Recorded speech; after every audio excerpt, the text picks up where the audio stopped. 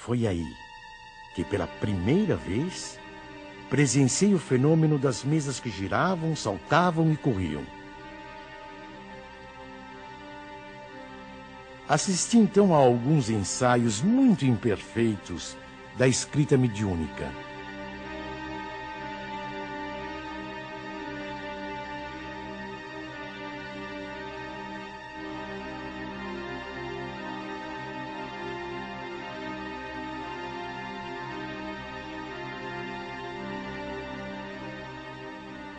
Sem dúvida, havia ali um fato que necessariamente decorria de uma causa.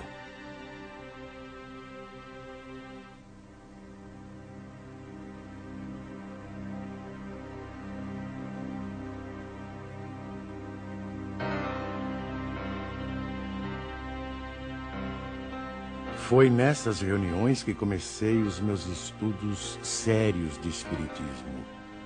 Menos ainda por meio de revelações do que de observações. Apliquei a essa nova ciência, como o fizera até então, o método experimental. Nunca elaborei teorias preconcebidas.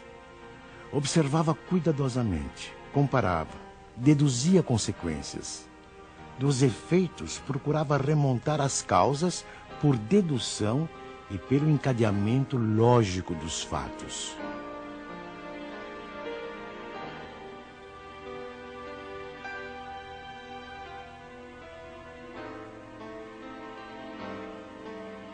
Um dos primeiros resultados que colhi das minhas observações foi que os espíritos, nada mais sendo do que a alma dos homens, não possuíam nem a plena sabedoria, nem a ciência integral.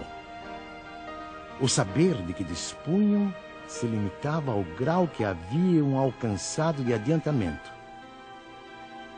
A opinião deles só tinha o valor de uma opinião pessoal. Esta constatação me preservou de acreditar na infalibilidade dos espíritos e me impediu de formular teorias prematuras, tendo por base o que fora dito por alguns deles.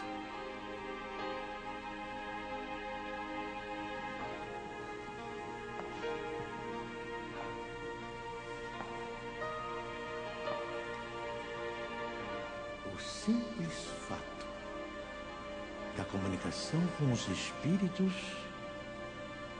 dissessem eles o que dissessem, provaria a existência do mundo invisível ambiente. Já era um ponto essencial, um imenso campo aberto às nossas explorações.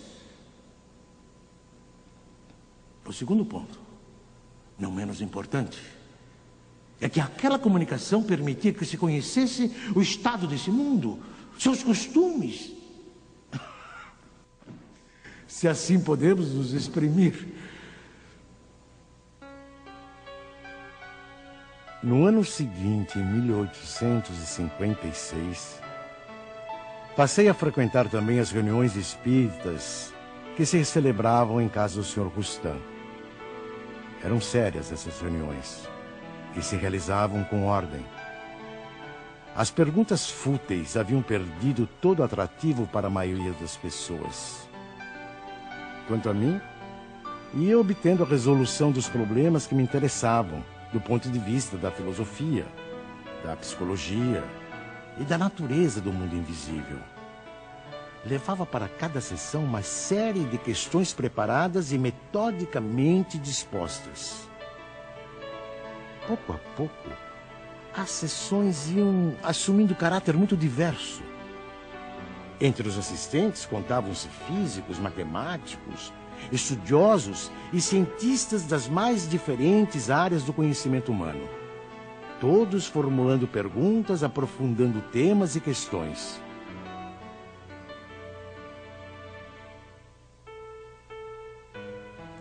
Mais tarde, quando vi que aquilo constituía um todo e ganhava as proporções de uma doutrina, tive a ideia de publicar os ensinos recebidos.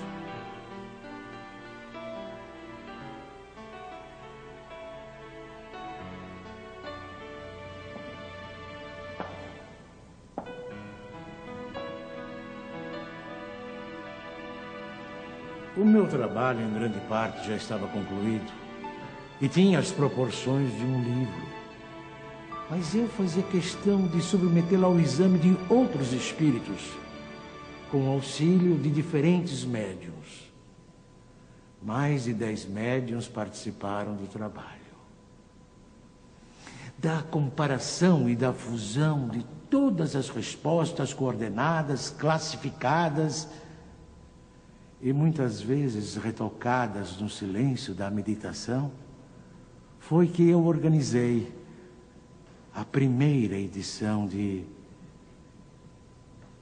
O Livro dos Espíritos.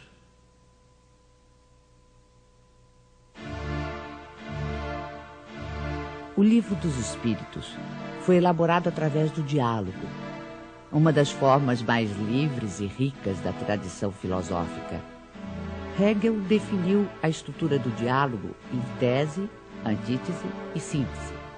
Marx e Engels deram a ele um sentido materialista e revolucionário.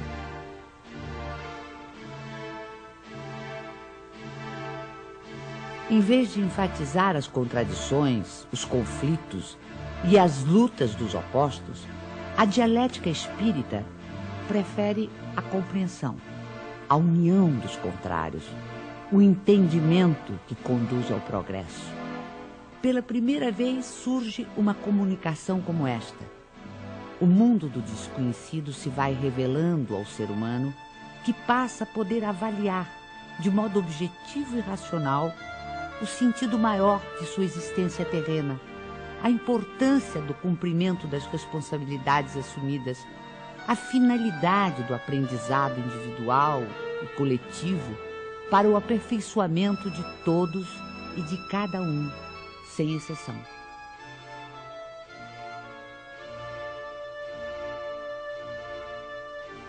A fé inabalável é a que pode encarar frente a frente a razão, em todas as épocas da humanidade.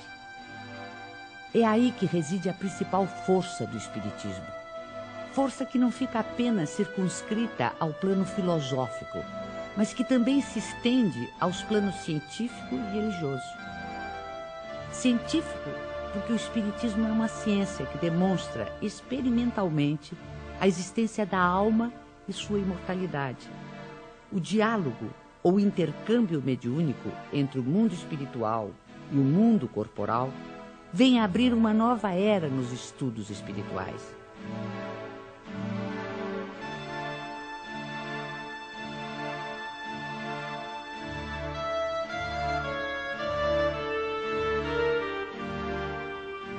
Antes desse tipo de comunicação, o conhecimento humano se dividia radicalmente entre os mistérios divinos e a experiência terrena.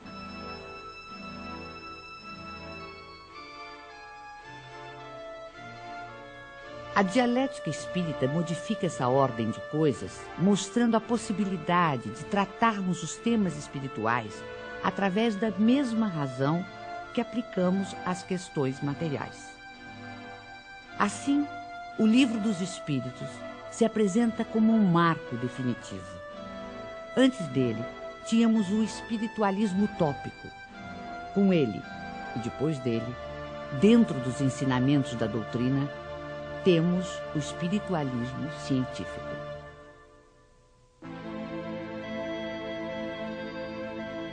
Não existe o sobrenatural senão para o desconhecimento humano das leis naturais.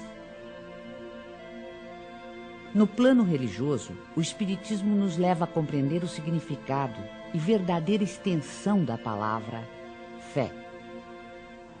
O Espiritismo não tem cultos instituídos, nem igrejas, nem imagens, nem rituais, nem dogmas, nem mesmo hierarquia sacerdotal ou sacerdócio.